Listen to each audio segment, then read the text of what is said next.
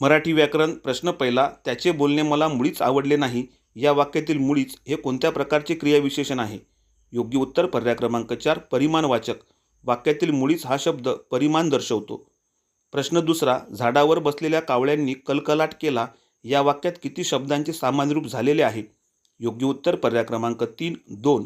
झाडचं झाडा आणि कावळाचं कावळ्या अशी सामान्य रूपे झालेली आहेत. प्रश्न तिसरा. नदी गावाजवळून वाहत होती. या वाक्यातील विधी विभाग कोणता? योग्य उत्तर पर्याय क्रमांक 2 गावाजवळून वाहत होती.